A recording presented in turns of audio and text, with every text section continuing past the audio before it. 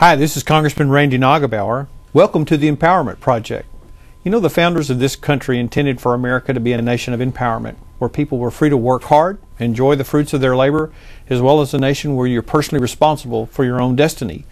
Each week, I sit down with policymakers to discuss ways we can make America less dependent on the federal government.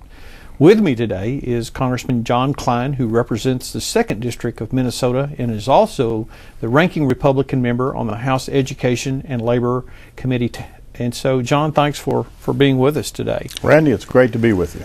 You know, John, one of the things that I believe is very important is if we're going to make sure that the American people are empowered to succeed in our country, obviously getting a good education is a very important piece of that. Right. And as I travel around the 19th Congressional District, you know, I'm hearing from superintendents and teachers and principals that, you know, some of our kids are dropping out. And so, in fact, some of them are even dropping out in junior high. Obviously, you sit on a very important committee. What are some of the things that you believe that we should be looking at to make sure that our education system works for all of our kids? Well, I think you're starting in the right place, Randy. You're going around your district, you're talking to teachers and principals and superintendents right there in Lubbock, Texas. I do the same thing in Minnesota, and then, as you pointed out in my position as the ranking member of the Senior Republican Education and Labor, I'm hearing from those same people from across the country. We have places in this country, Randy, where you don't even have half of the students graduating from high school, and they have no chance. Without a high school diploma, and increasingly without higher education, specialized skills, training, and so forth, they've got no chance. So we do need to make sure that we are empowering American families, and we ran an experiment in this country with No Child Left Behind, where the federal government stepped in a way it had never stepped in before. And we're getting a lot of pushback. We still have half the kids not graduating from high school in some areas, and if the superintendents you've been talking to or anything like the ones I've talked to, the teachers you're talking to or the ones like I'm talking to, and the parents, they're not happy. So we're going to be looking for ways here in the U.S. Congress to make sure that we are empowering parents to make more choices, that we are returning some local control and local decision making, that we're going to let teachers teach and find ways to reward the good teachers and remove the bad teachers.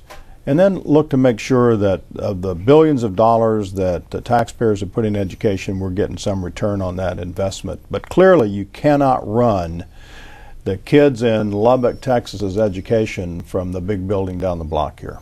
Absolutely. You know, one of the other things that I feel pretty strongly about is what we hear from some of the professional educators is a lot of the reason some of the kids are dropping out in junior high and not going to high school is that they view high school as preparation for college. Right. And so one of the things I feel strongly about is we need to, I think, boost our education, vocational and technical training, and make sure that the kids see an opportunity of two paths. One, to get more education in a technical area. Secondly, if they want to go to college. Can you expand on that just a little bit? Well, I don't think we ought to structure that from here. You know, there's nobody in Washington that ought to look down in Texas and say, well, that kid needs to go to a trade school and this kid is Harvard bound.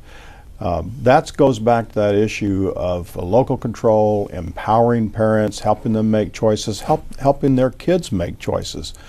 Because for some people, that's an excellent choice, to go through high school and then to get some education and perhaps in a community college towards teaching them to be auto mechanics and things like that, which we certainly need.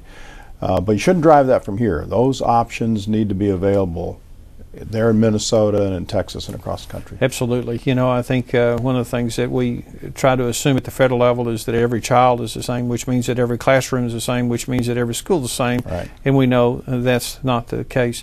Well, John, we'll be following you and your committee's work because obviously it's going to be time to reauthorize our education bill again.